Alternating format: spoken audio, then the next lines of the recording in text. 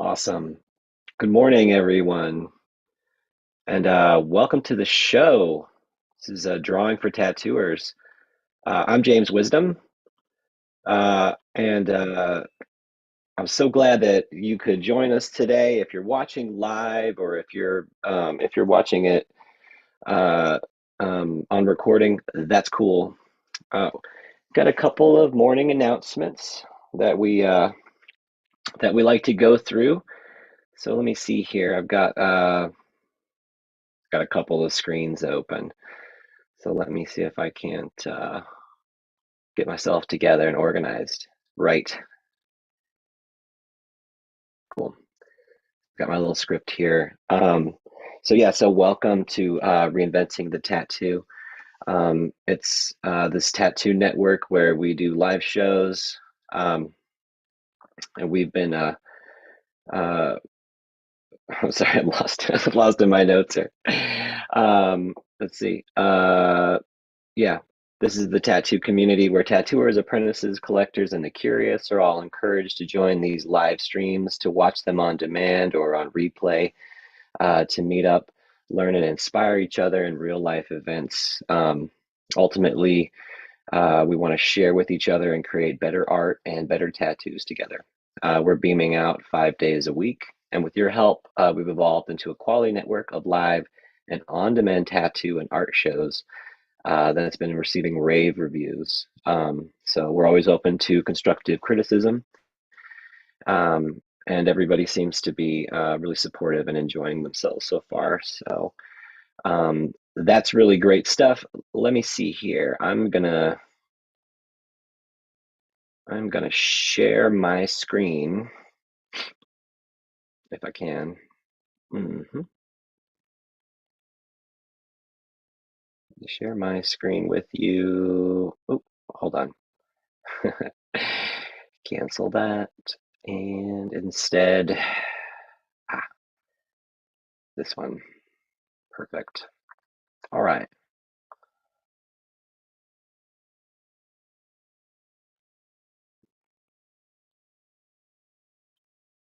Cool. Um, Hopefully you can see the Reinventing the Tattoo uh, network. See the Reinventing the Tattoo website. Um, right.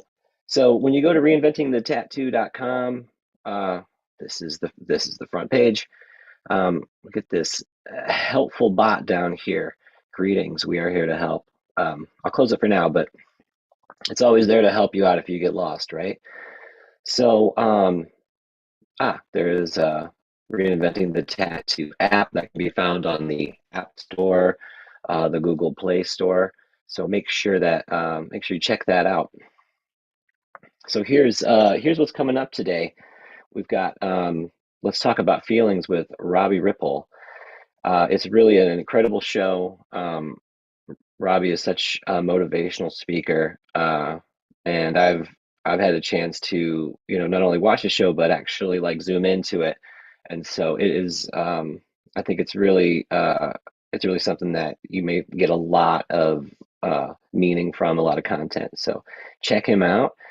Let's see, we've got uh, uh, ah, uh, that are coming up today. At I believe it's, let's see, I'll scroll down here to the schedule. Here's the schedule so we can see. All right, so today 9 a.m. we got Drawing for Tattooers. That's this one with me, James Wisdom. At 11 a.m. we've got the Tattoo Weekly. um, that's that show is about like everything new in tattoo, and so you don't want to miss it. At 5 p.m. we've got Let's Talk About Feelings with Robbie Ripple.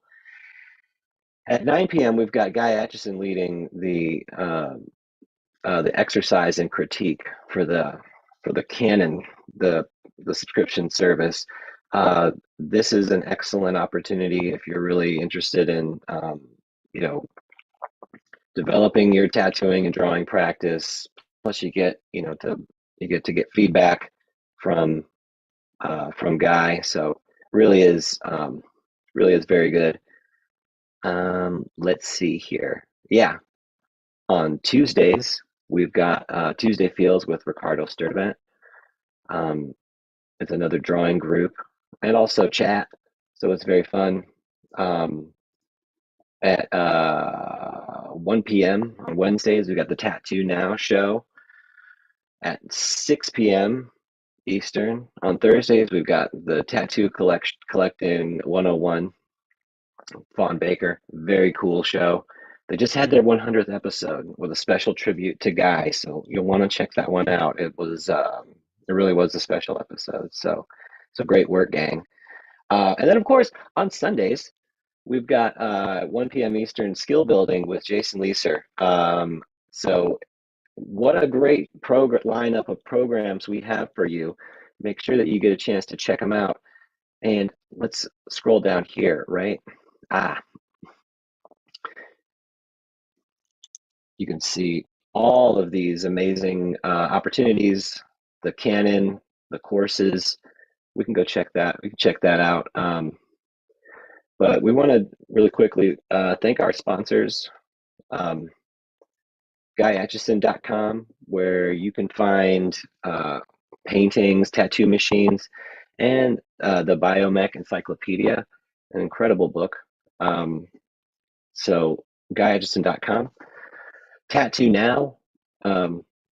Tattoo Now is how do I explain it, right? You got to check out Tattoo Now.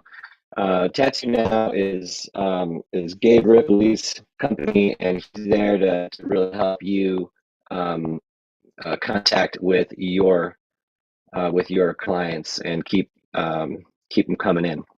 So if you really want to like improve your communication with your customer base, talk to Gabe at Tattoo Now.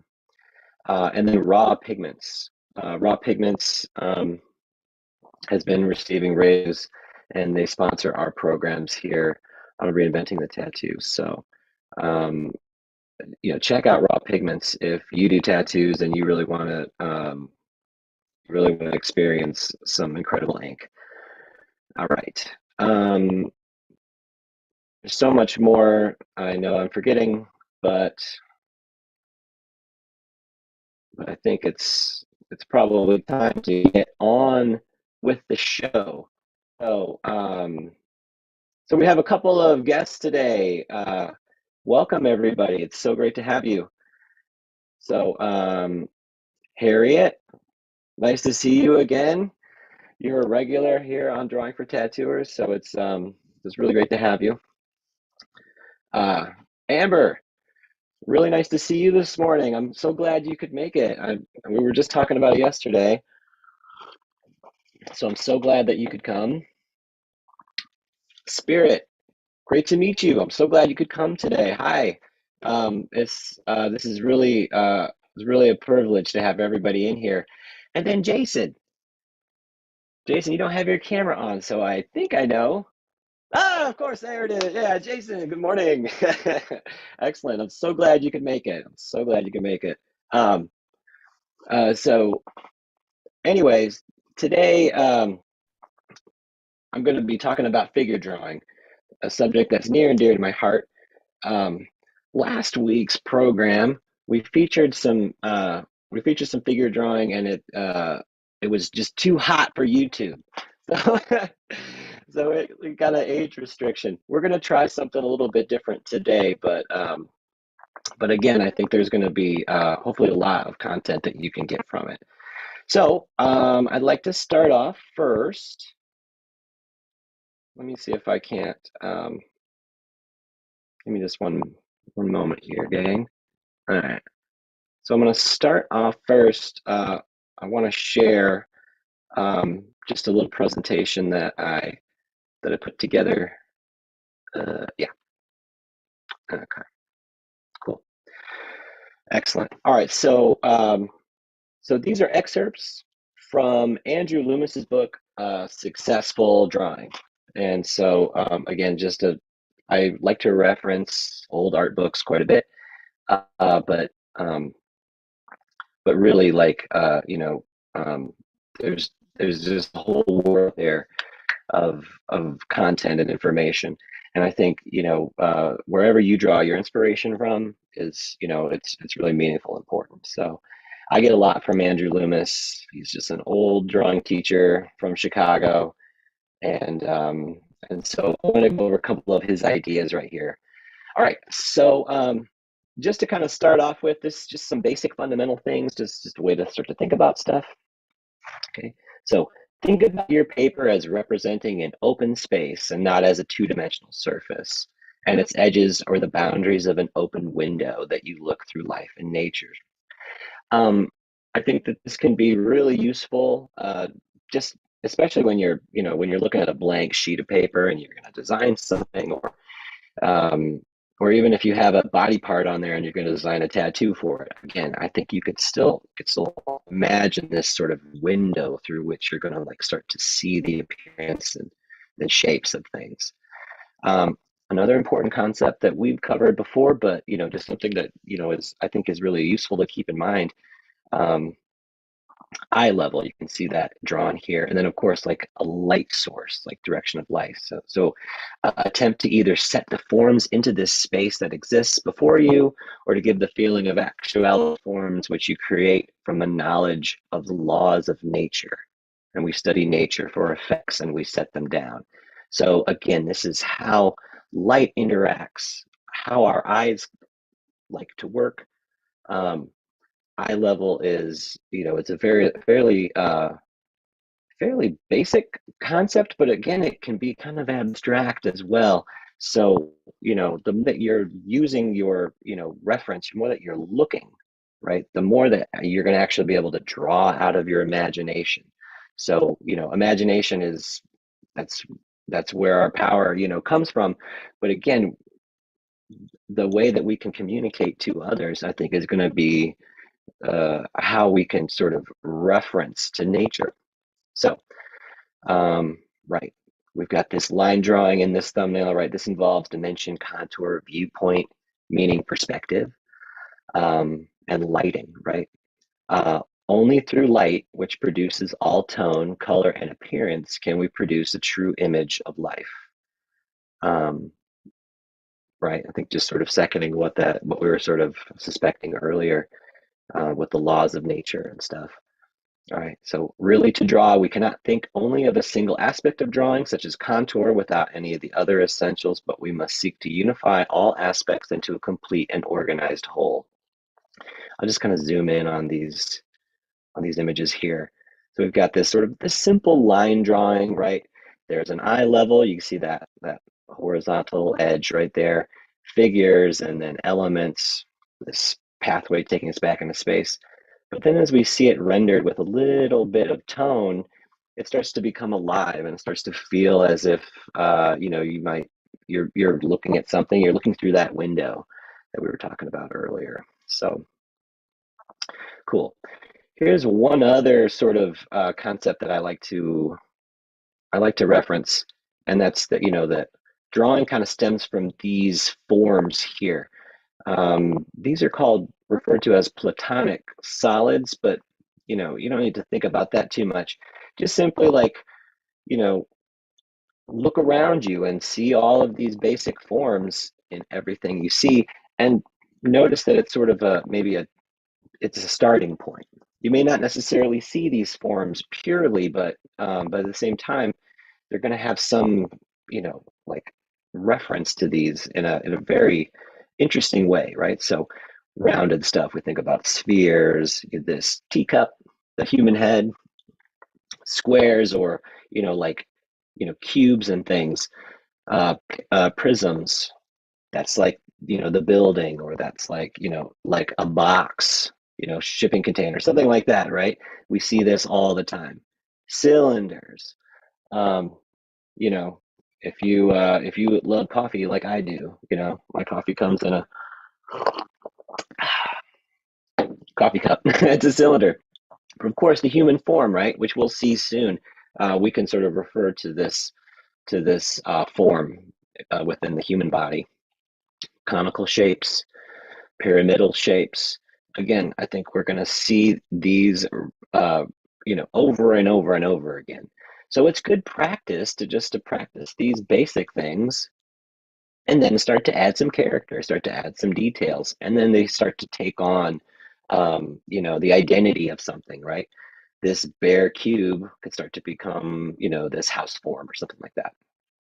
Okay, so good drawing begins with a search for the simple basic forms like we were talking about earlier. And with basic forms established, we can then build on the surface of those forms, right?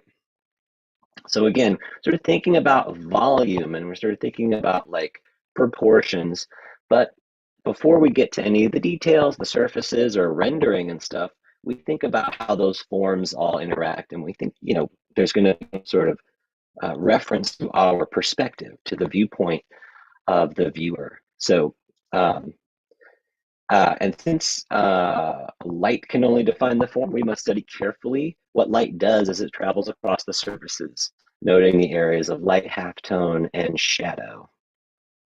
As the form turns away, the light it produces a halftone, shadow. The lightness or darkness of the halftone is the result of the angle of the plane in relation to the direction of the light. Shadows occur only when the light cannot reach the plane. So again, it's some some familiar subjects that we've covered, and you probably also have covered these as well. But again, just a way to think of it, because when you start drawing it, some of these really like simple ideas that can go out window, um, especially if we start chasing details and things. So, all right, and I really like this. I really like this image as well. Um, that every drawing is a problem of dimensions, right? So we think about that there's going to be some sort of composition within our subject, right? Let me try to back up a little bit. You can see it, right? So there's going to be a certain amount of height, right? The bottom to the top. There's going to be a certain amount of width. There will be a midpoint. There will be some proportional relationships. And this is anything that you draw. So we focus on the figure, quite a bit.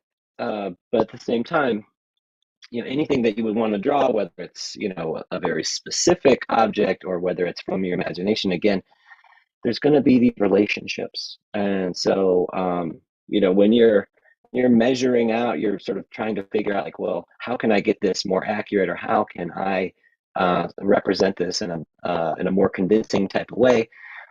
Think back to some of these simple relationships, height and width, and then the forms and stuff, right? So, all right.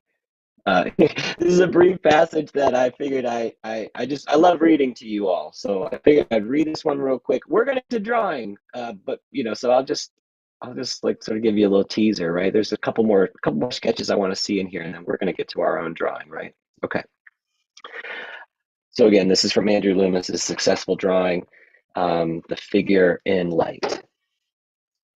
For some reason, many students seem to have their greatest difficulty in what they call shading. This is probably because there is no such thing as shading in the sense they mean. The term modeling is more accurate. The student wants to add tone to outline, so he is likely to put a lot of meaningless grays and darks in between the outlines.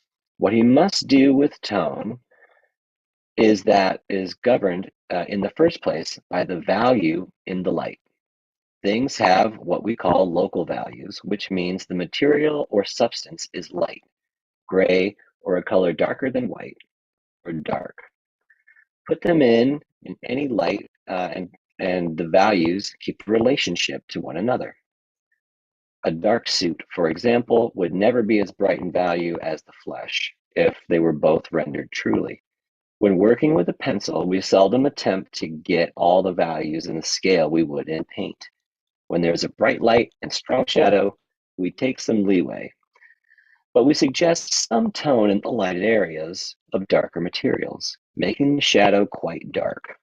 For flesh, we're usually fairly light in value. We leave the lights as white as paper, and pencil does not give us quite the range of tones from light to dark as the paint does. So in pencil drawing, the best effects comes from keeping the strongly lighted areas very delicate in modeling. Getting effects in the lighted areas too dark makes the drawings appear muddy or heavy. When working in pencil, I try to think of about 4 tones, starting just beyond white or light as you can, uh, state a gray, dark gray, and then black. Thus, the whites are extreme lights, the delicate grays give some form to the light areas, the grays become halftones, and the dark grays and blacks are reserved for the shadows. There can be no formula because every subject has its own particular values determined by the light, its direction, its brilliance, and its particular effect upon the local values. But the student can gain much understanding of light very quickly if he can learn to distinguish the differences between the areas of light, halftone, and shadow, and set them down. Even if the values in a drawing are not true, the correct separation will give solidity to the drawing.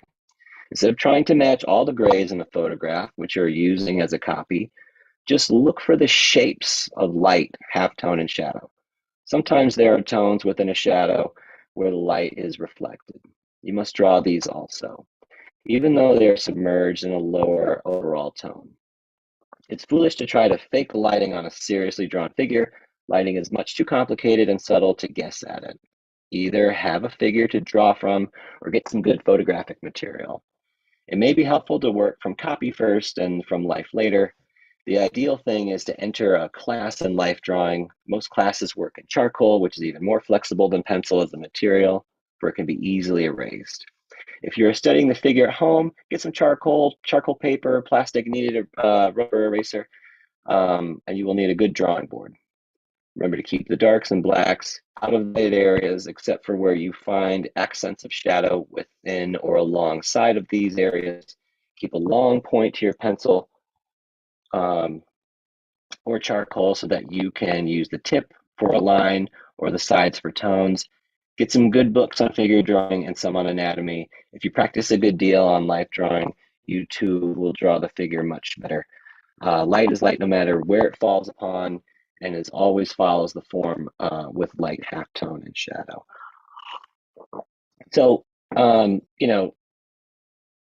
I think that there's things that we can take from this, but something that I think is what I would highlight or really stress is that there can be no formula, right? Because every subject has its own particular values. And then, of course, the flexibility of your material. If you're going to be drawing today in graphite, or if you're going to use some other media, that's cool. I'm going to use my tablet, and I'm going to use Procreate as the drawing program. But whatever you're doing, as long as you're practicing, I think that's really going to be the secret to getting better, right? Is your sort of is your daily practice, right? So couple of a couple of examples of some figure drawings here. Let me back up a little bit. So here's a figure. Again, there's this subordination of the line to the tone, but again, we can sort of see just there's a little bit of contour, just some key places. But the light isn't muddied up with lots of grays, right? There's all sorts of tone that's going on that describes these forms in the shadows. But again, we're not getting into like not trying to capture like the highlight per se. We're more interested in the form, right? So here again, some torsos, and it's just more important to sort of think about these larger forms rather than all of the details, right? I think you may even say that here, right? Yeah, simplified forms in the torso. These structures are more important than the small surface details, right? Again, just like we were talking about earlier with these sort of those basic sort of forms, you can really sort of see those being presented here. So a bit of anatomy. These two dimples in the small of the back. This is actually the PSIS, or the posterior superior iliac spine. It's just a part of the pelvis. It's the bone is really close to the surface, so we don't have you're going to see these dimples often in just about everyone's back. Dependent, like even if you carry some weight in your back, you're still going to likely see these dimples just because of how the flesh and the bone interact right there. So that's the posterior superior iliac spine. You can see the pelvis, right? Loomis has drawn the pelvis here for us to sort of, we can see through the flesh. Just wonderful. Again, sort of simple forms, torsos, and then, and then rendered in light. I think that our drawings today are probably going to be more about form than as much of the rendering, but you may sort of find that you can, that you might be able to see some a bit of value that you can put into yours as well. Sort of graceful, dancing, this capture of like a gesture. I think that has to be done quickly before you can get to all this belabored rendering and modeling and stuff. Study in diffuse light, and then a study more in direct light. Very nice. Wonderful. That was helpful, and I hope you all enjoyed that. Again, it's Andrew Loomis's Successful Drawing. It's a different Andrew Loomis books out there, so they're very good. Cool. So let me see here. I'm going to share my my tablet, but likely I don't know how much you're going to be able to see it. I'm going to share a drawing reference for us to all go from. So let me see here. There's my that. Okay, cool. And now, I see. Give me just 1 second, gang. Yeah, cool. This.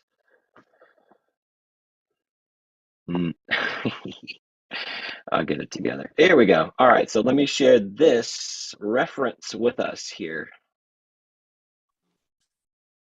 Cool. So, this is Pose Maniacs. Manics. I can't Pose Manics, maybe. But this is a really cool, it's a really cool reference that I found, and it's royalty free.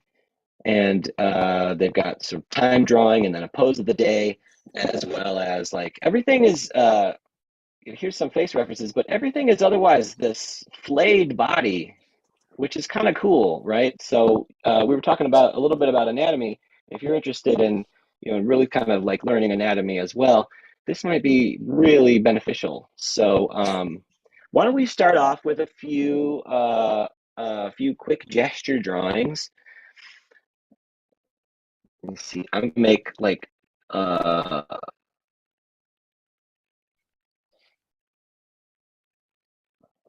sure, why not? So what is that, like 2 minutes and 30 seconds or something like that, or whatever. So we're gonna do some quick gestures. They'll scroll through. Yeah. Why don't we we'll do like 4 of those. So what I'm gonna do is I'm gonna set up a couple of layers on my tablet. And as the time like runs out, then you'll start another one. And again, I think just sort of keeping your hand moving, trying to find those forms, that's really going to be like the name of the game here. So, but this is just practice. So have fun with it. All right, everybody ready? Okay, cool. All right. So Do you think we should concern ourselves with measuring? not for these quick draws. I think I would just go with just trying to capture a little bit of the gesture, and when we start doing longer ones, I think a little bit of measuring would be really really nice. So, but just try to keep moving, try to keep your eyes. I guess try to warm up our hands and our eyes. I think that's really the way I like to think of it. So we have just a couple more moments.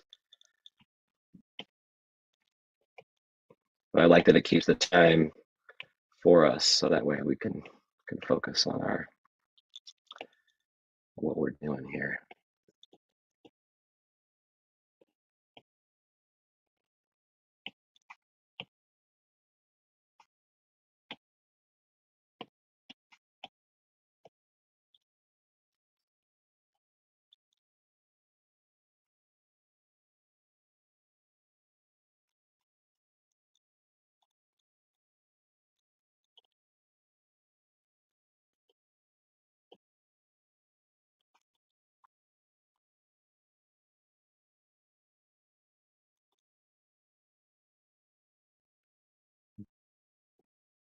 So I'm just blocking in myself and just sort of thinking about those forms, thinking about some of those ideas that we were talking about earlier.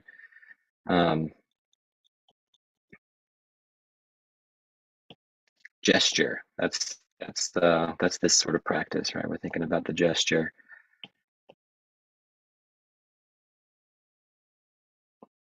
Capture some of that movement. But this reference is really pretty cool because it helps you sort of, see through and locate all of the musculature. It can be somewhat mysterious, I think, when you're drawing from left. And then once you're familiar with this sort of thing, like drawing, you start to practice drawing fabric. You can start to draw the costumed figure, and it will be much more successful. Some proportional issues for sure. Don't worry about it though.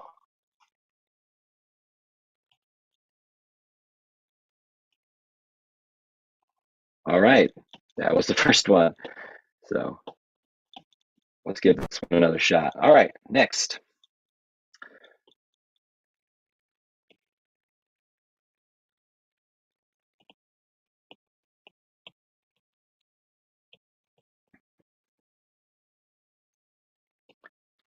This one is I think, much more interesting full figure, and we can sort of just get the sweep, right? The sweep of the figure there. It's almost like an arc, right, to the whole body. Trying to keep my camera in focus, but I just need to get a new camera, I think.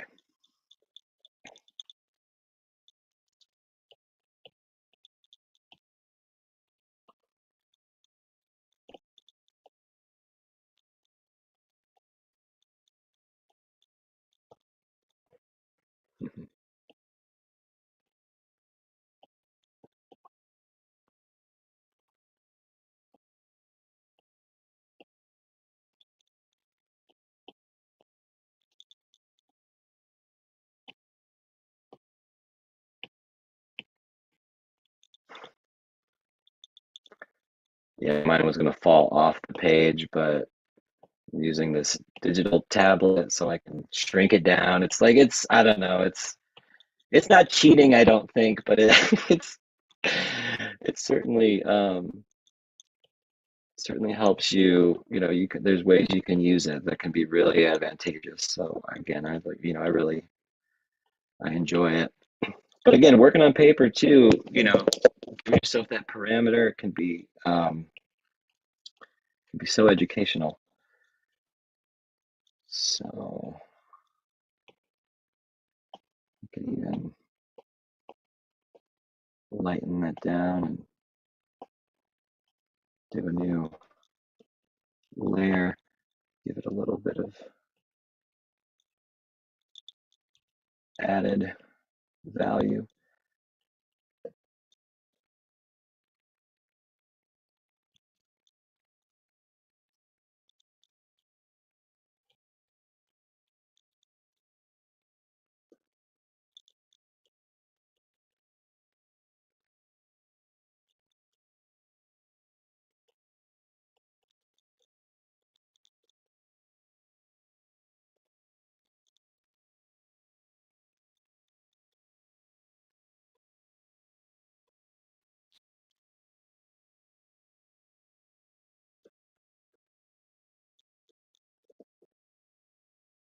Cool. That was the second one. Let's do another one.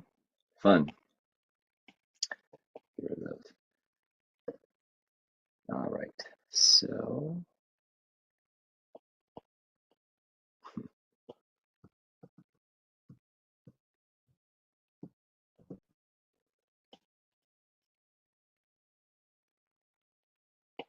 cool. All right.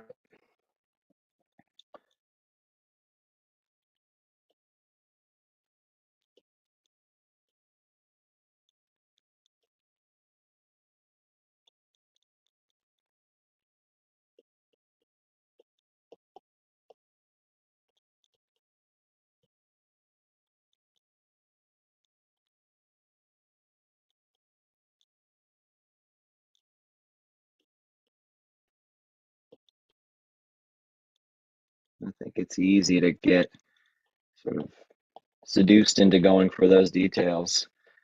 Really try your best to keep. I'm talking to myself too, gang. You try your best to keep thinking about those basic forms and see if you can't, see if you can't get those established and related to one another. Um, before you go in for those details. It'll make the details so much better, right? When you're ready for them. Um, if you go for them too quickly, you can really, I think, just sort of experience a lot of disappointment, right? Because it's just, you put in a lot of your best work, your best effort, and doesn't it doesn't result in um, the way that you were intending, right? Try to lay your plans that way that you're really sort of thinking about sort of the basics first, getting that down, relate it, understand it, then a little bit more time to go for the detailed stuff.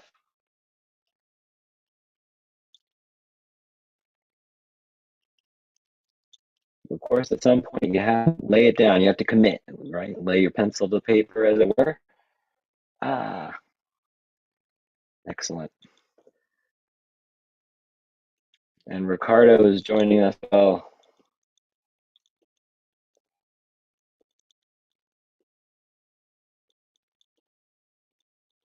good morning, Ricardo. Hey, good He's morning, doing sir. some gesture sketches. Hey, yeah, we're gonna. I think this one. I don't see the timer on it, but it's gonna. We'll be starting another. Yeah, right now. So, Okay. if you want to jump on. Yeah, I will. All right, I'll be back in a we're little gonna. bit. Excellent. All right, so we'll make this one our last gesture, and then we'll move on to some longer poses. But here we go. So, I'm still thinking about very closed form, right? Everything is an extreme kind of perspective. So we'll really look down at this figure, and all of the limbs are very much everything's tight to the body, right? So here we go.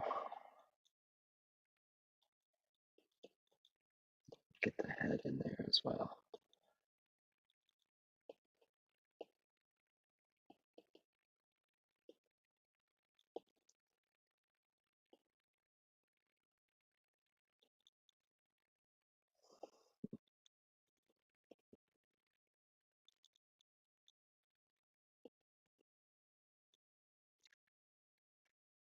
Hopefully all of the muscles being sort of different colors isn't too distracting, and you're really trying to, you can really sort of differentiate them from one another, I hope. But see, I think knock that back a bit. Here we go.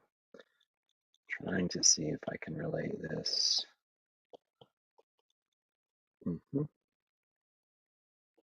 Yeah, it's a little bit better.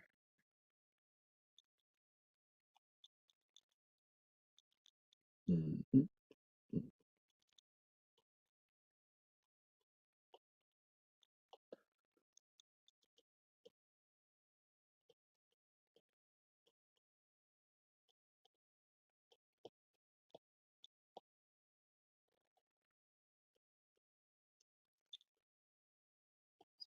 Pretty close for a gesture drawing, so I'm just going to go with it. Again, it's, about gesture, about getting, sort of capturing some sort of essence of the appearance.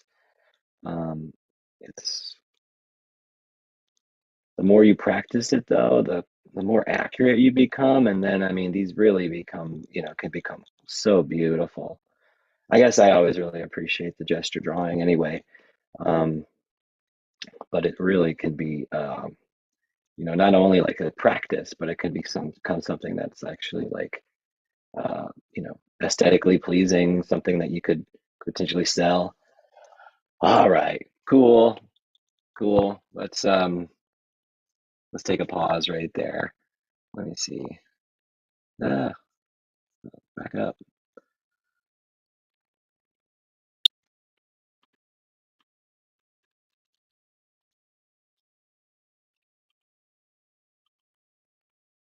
Okay. Fun, fun, fun, fun, fun. I hope you enjoyed that. So, cool. All right. So I think, you know, um, I think what we'll do is let's transition. Those quick ones, uh, I think we'll stop and share everything, like when we get a little bit closer to the end. Well, why don't we transition into some 5 minute, we'll do a couple of 5 minute ones. So let me change the interval here. Hmm. Uh,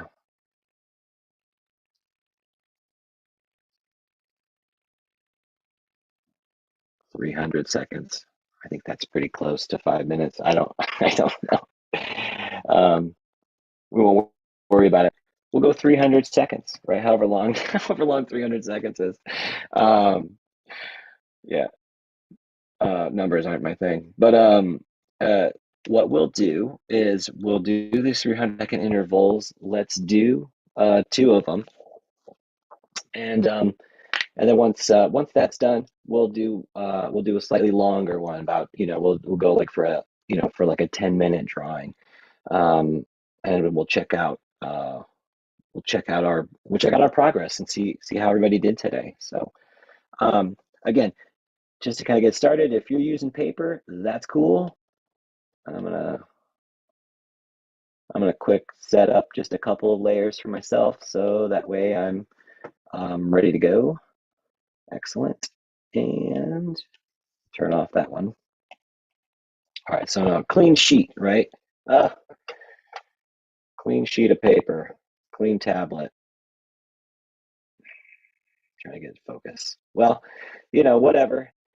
Um, it's really up to you, whatever you're feeling. So, all right, if we're ready, let's do a slightly longer figure drawing now. Awesome. All right, so this one will be for 300 seconds. So, but I want to start it again just exactly the same way. It's just, having that sweep. So start off with a bit of a gesture, and then again, and just like in spirit, like you were asking, I think this one would be a little bit more appropriate. We can start to think about a bit of measurement and start to think a little bit more about the proportions. So again, I might even sort of see like where is that middle point Measuring is in this something that particular I'm one. just starting to kind of like learn and try to apply to my drawing. I've been Excellent. challenged with how I get the measurement onto the paper. Like if I'm using my pencil to measure in space, how do I then apply Hmm. that measurement to the paper? So this is a great question, right? So the more that you can be aligned with your subject, the easier it is to sort of, to bring the measurement down. But really, I think comparison might be the right, might be something that helps you.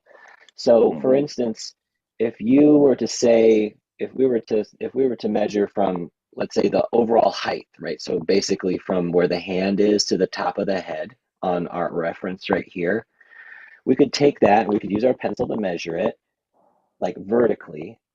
So we could do, the vertical, and then we could turn it horizontally and sort of check it one, however many. So for me, I'm going to look. It's going to be that vertical measurement equates to one, like one and just a little bit more than a half, maybe three quarters, and that could be the reference point. That you're like, so the overall height goes into the overall width or length rather. One, yeah, just a little bit more than one and a half times. And that's how you can sort of think about a head measurement, a head ratio too. So if you take the head as a unit, so if I measure the head, and in this case, I'm going to measure from, like, say, the chin to the top of the head on the reference. But if I go one, two, three, four, five and a half, that makes sense. Generally, we kind of think about a head as being, someone's standing figure. About seven and a half heads can go into a standing figure because of the extreme sort of arc of the back here, arch of the back. We're getting about five of those. So if I make this little, head amount, and I go, one, two, three, four, five. I'll make it a little bit smaller. Five, six, five and a half. That gives me roughly, that should be, you know, about it. And then let's see. So overall height, that was sort of surmising a little bit more than one and a half. So roughly something like that. And, so in that, inside of that Yeah. amount of space, you you basically you could get in like an envelope, right? You could have an envelope that's, that gives you, everything will fit inside of there. But really, Mm. the best way to measure is to sort of think about, is horizontally and vertically. So vertical to the horizontal.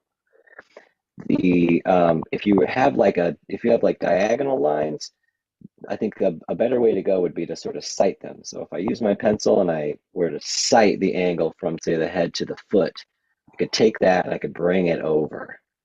You know what I mean? If I have a rough top of the head to the foot, that's that's about the angle that I saw. It'd be hard to measure the diagonal. It'd be like really challenging. I'm not going to say it's impossible, but it's almost, it's really challenging. Much easier to measure thinking about the relationship of vertical to horizontal. Um, Again, I mean, you can get lost in measurement and stuff, and if you're doing a very long form drawing, then you'll carefully measure. But I think if you start doing it, and you become, you become really, like, sort of familiar with it, and you could become much quicker at it, and then you'll have um, a lot better time using it.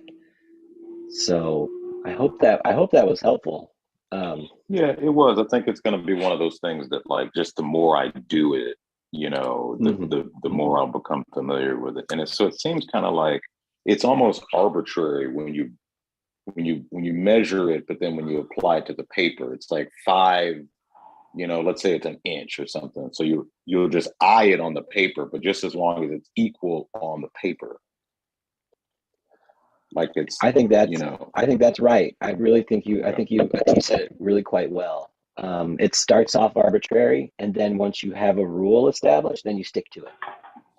You can Got it. start however Got you it. like, but then as soon as you kind of once you set your own parameters, then you stick to it, and then that's how you can start to get the consistency. But you're totally right. I think I definitely I felt that way before when I was, like when I first started, measuring figures. Like, how do I apply this? And then, I've heard students ask it a lot, and so this is my I think that's the best advice. Like you just said, think about it arbitrarily, and then you can stick to it. This one's my Uh, standing figure though. We can see like a midpoint, right? You could start with a top and a bottom, and then you could certainly find the midpoint. And if you just look at it, with a little bit of measure, it's right here at about the middle where the crotch is, right? Anatomically, uh, it's called there's 2 points. There's the synthesis pubis, that's the sort of the very bottom of the pelvic bone, but then there's also a spot on your femur bone called the greater trochanter, and so it kind of sticks out in people. It's like the widest point on your hips, your hip bone that sticks out, and so it's generally like the midway point on the body. So you can sort of see how that works here. But yeah, go for that torso first. See if you can't sort of capture that, and then let's see. I think I'm a little, yeah, this down there. And then again, you can start to see those vertical alignments, right? Like how does the head sort of relate to where the foot? And it's sort of like the middle of the head is just behind, like where the front of that foot is extended to. Knee, the glutes.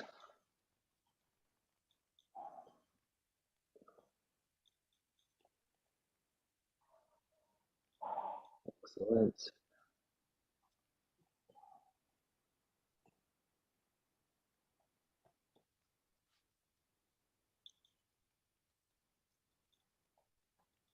Calf muscles, a little bit there.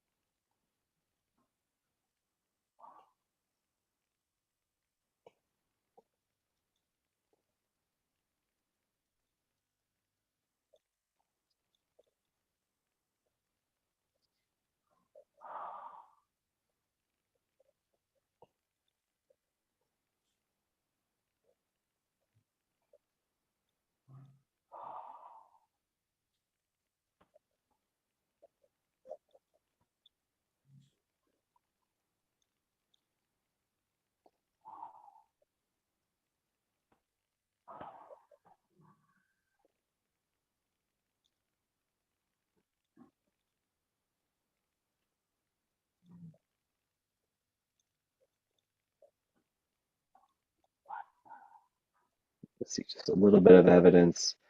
There's a really large muscle group on the side of your neck, both sides, the sternocleidomastoid muscles.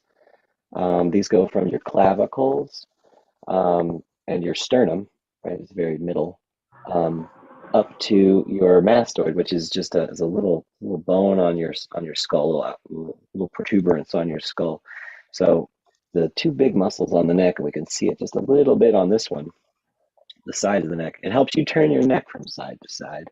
So when you're drawing like a portrait, that's really, I think it's really sort of a useful group. Cool. Why don't I stop this one? I was hoping that we could do I was hoping we could do a longer um we could do just a slightly longer one. Pose of the day. I'm not sure how this one works. Let's see. Um what would be a good one? Well, this is the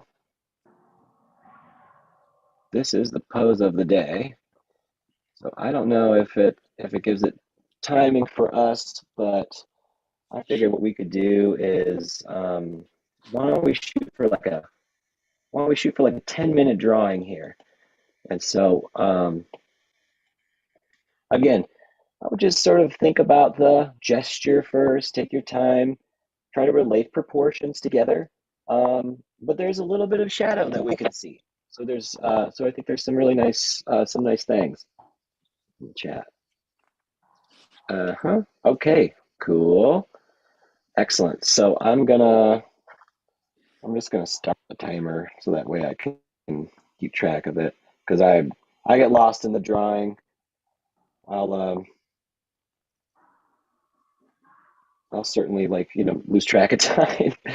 um, I did that one time. I was running a figure drawing class and I forgot to set the timer and we're just drawing away and the poor model was sitting there, was very professional. We usually go about 25 minutes. The breaks aren't for the artist. The breaks are for the models, right? They're real people. And I don't know how long we went for about almost 45 minutes or so. And I was like, oh my God, didn't mean to forget about you.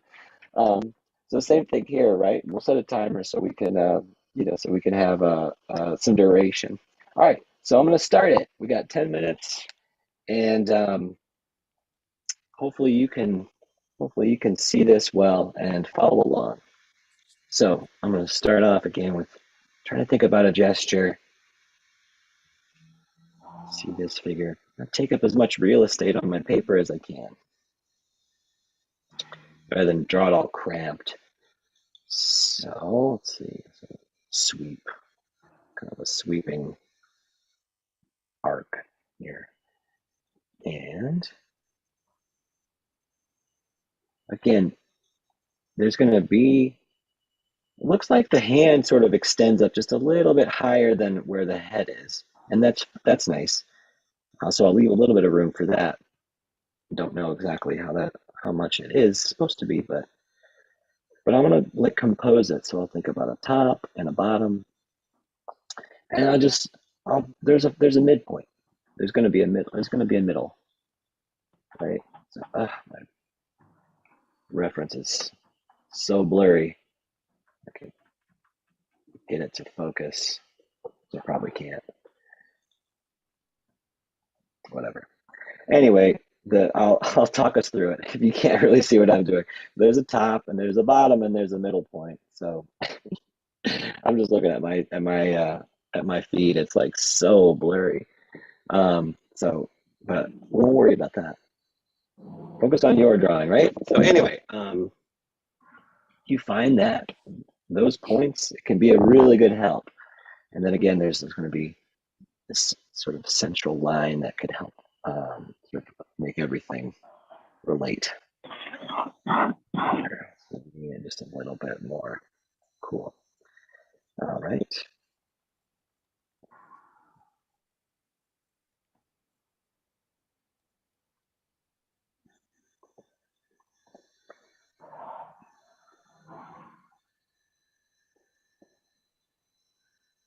So again, so we're thinking about about the area, largest mass, right? And that I can, like the body mass of the torso.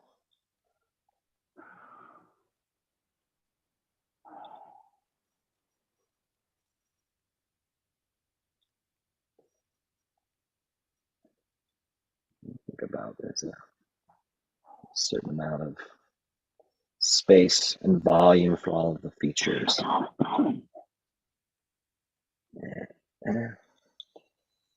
And just sort of relating, like there's going to be vertical relationships, right? So if you sort of place something, you can always look and see how does that relate vertically inside of the knee, for instance, right to the middle of the head. And then let's see, a bit more there. Yeah. On the foot, it's on our right side. This figure's left foot. Just the inside of that foot is just to the inside of that foot is just to the outside of the cranium there. So sort of relate that. And hey, Ricardo. Yeah, hey, what's up, man? I'm back. Cool. We're just working on a 10-minute drawing. So Okay, we've got plenty of time left. cool. Yeah. got plenty of time left. So I bet you, I bet you, you'll be able to knock this out. You work really fast, so Oh, thanks, man. yeah. But it's always a pleasure getting to work with you and to see your work, Ricardo. So I'm so glad you could join us today. Thank Yeah, you. thanks for having me, dude. I'm happy to be here. Yeah, absolutely. It's pretty Cool. crazy. Like looking at the screen that you're providing for us. It's actually I really like being able to shrink images down sometimes. Hmm. In the process of drawing them because it like helps you understand the shape a little bit better. I don't know if that works the same for you. Yeah, no, I agree. I think, well, there's going to be some element of like composition, right? Right, And right. then like there's another aspect of like, there's details that you'll see when you get like close. And so Mhm. I think there's it's got to be this there's like a total whole there, right? Like the whole thing. And so Right. I hope that's what you mean. But Yeah. Yep. something, yeah, something that if you get too focused on any one of those things, you might like, if it's all about the big shapes totally, then you can miss some of the delicate details, and then vice versa. You could really miss um, some of some of the readability, the legibility of it if it's all like, if it's all detail. So anyway, I don't have this. Can't get that arm right. Yeah, me Try neither. again. Try again. It's challenging. It's a tough old bird, but just try a measurement as we're talking about it today.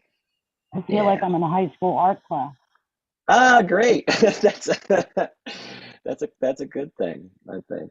Um, let's see here. All right.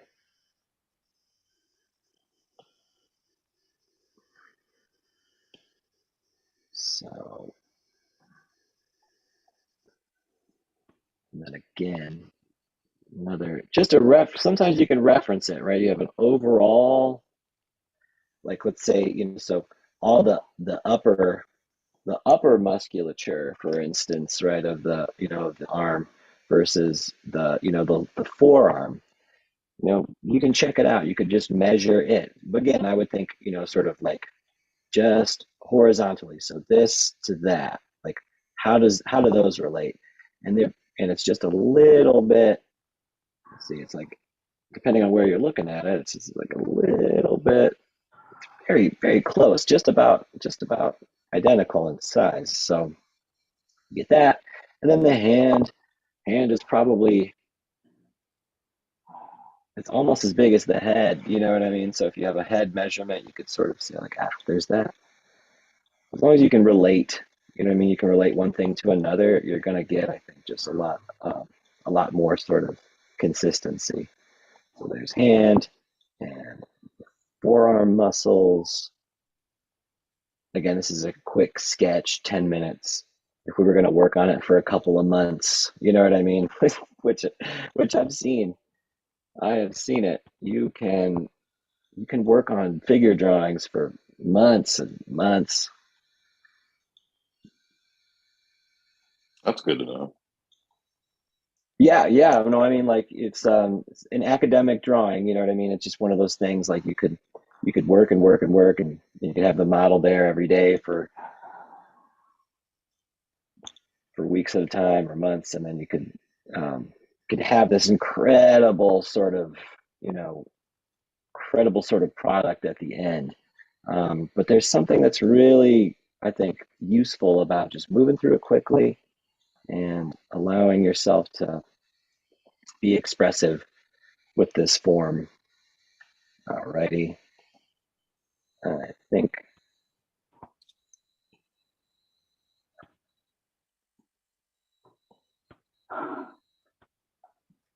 it's pretty good. Maybe a little long there, but that's all right.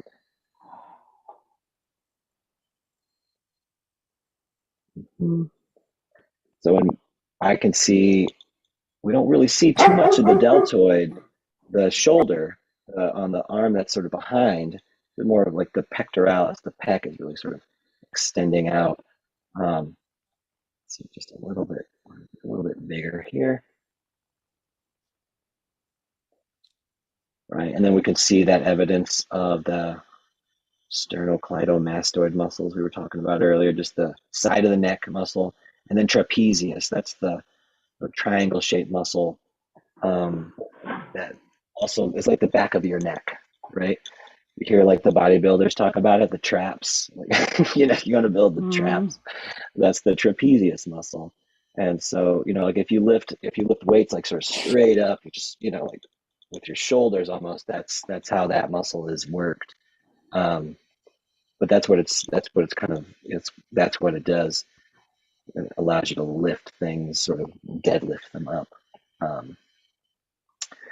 But yeah, so insertion over here, I can see biceps inserting, and then the forearm muscles are on top of it, sort of wrap around the biceps. So I think sometimes when we're, you know, oh, whoa, there was my timer.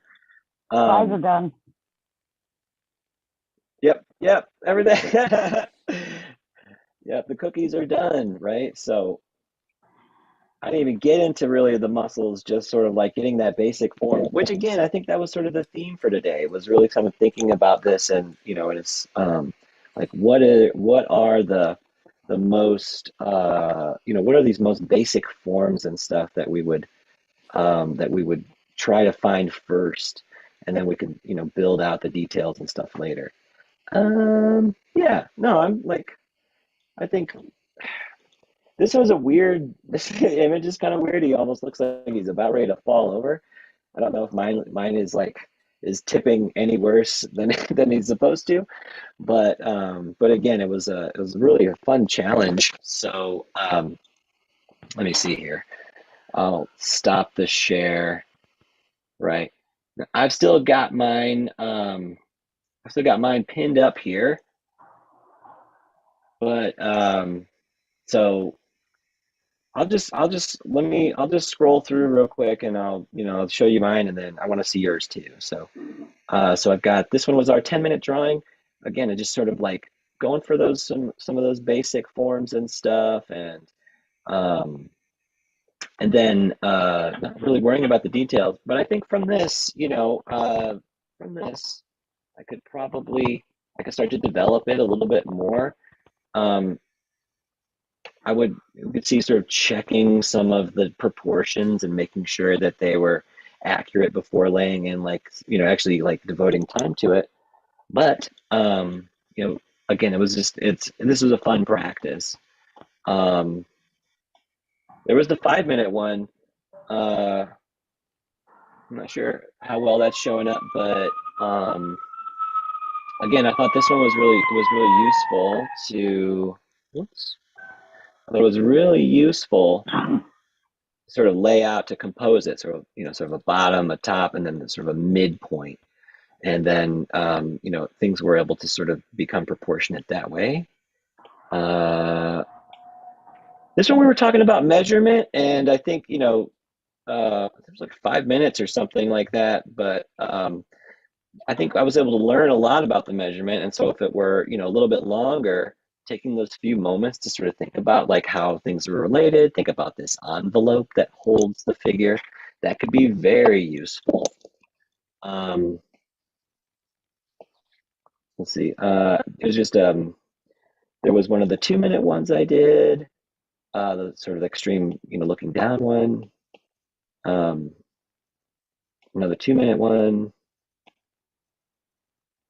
another 2-minute one, just sort of, I think this approach, this is something that I've definitely, I've seen Ricardo do it.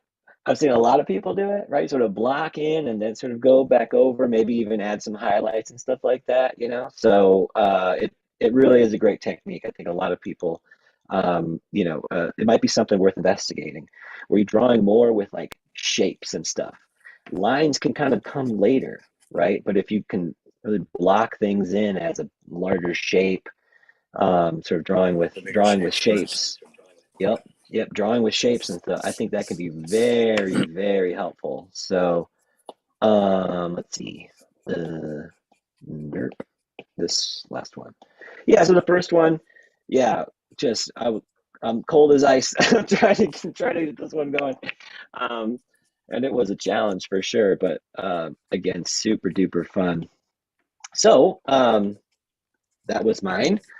Does anyone want to show theirs? Yeah, I can show you mine real quick. Cool, Ricardo. It's real See here, fast. I It's wanna- just like a Sharpie drawing on construction paper, even. But Excellent. Awesome. Yeah, it definitely has the sort of the balance that we were talking about earlier, like how the figure is leaning. You were actually able to, I think, capture all the musculature really well. I think my only feedback is make the legs a little bit longer, and I think it's right on the money. But it's for you did yours in like 2 minutes, so you know what I mean. Yeah. It's awesome. So I love it. Yeah, I love it. Beautiful. Thank you so much, Ricardo. Seriously. All right. Yeah, man. Thank you again. Amber, would you like to show yours? Sure. I'm not sure Cool. how he wound up with a baby head.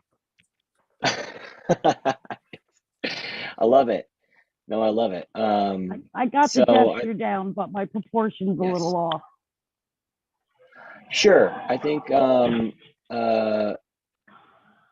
that if you sort of keep working on those proportions a little bit, you have a really, I think, detail-oriented and very clean sort of approach. And so what I like is that you captured the gesture. I really appreciate that very much. So excellent work. And I think you were, with more time on it, you're going to capture even more of the musculature, even more of the details and stuff. So excellent work. Thank you so much, Amber. Cool. Spirit. Yo. You want to show yours? This was mine. Yeah, absolutely. Awesome. Okay. Yeah, very good. I think that you were really able to capture the gesture. It has the attitude. And then I think that like overall the head and the hands, that relationship, that looks really good to me. I think probably the legs might be just a smidgen short. Like they could probably be just a little bit longer. And then maybe bring up the arm that's behind. That could maybe come up just a little bit. But overall, very nicely done. Again, the proportions I think are really strong. So really, really, really good. I hope you had a good time too. It was really great talking with you and sort of chit chatting about like ideas and approaches and yeah. What was your experience like? Would you mind talking a little bit? Yeah. Well, just a little backstory. I found out about this class because I've just been really, really wanting to get better just at drawing, period. Because as you know, tattooing has just really changed. Like once the artists got involved, with tattoo, the actual artists got involved with tattooing, the style of tattooing has just kind of exploded. And so this is just me, just really kind of trying to be around other artists and learn techniques and learn how to just get better at drawing, and just having just like an instructor, because that question that I was asking about measuring, that was stuck in my craw for a while, and I didn't have anybody to ask about it. So just being able to bounce ideas off of, like you're an art teacher, I read about you, just to be able to bounce ideas off of you. I mean, that was very, very valuable. And I'm really looking forward to being a part of this class every Monday, because waking up, having some tea and just drawing and, talking about art. I really think that this is going to be really, really great for me. And I also found another class here in Columbia, South Carolina, where they get together and they do figure drawing on Mondays. So I might do that like every other Monday. But just this experience has been really valuable, and I hope it helps me out as much as I need it to. That's outstanding. I really am, I'm so pleased to hear your story. And I definitely agree. I definitely agree that being in a community of artists can really uh, can really just do wonders for like your own practice. And so I'm so glad that you were able to come, and I'm so glad that like just ask your questions and please keep coming. I love having guests and students, and it's really um, it's really more of us trying to be a supportive space and trying to be like you said, a community where we're just drawing together, get up and do it, right? Just get up and do it, and that's really going to be like I hope it's good for me, like it's good for all of you too. So really, I just thank you so much for coming. Harriet, would you like to share your drawing too? Oh, you're muted.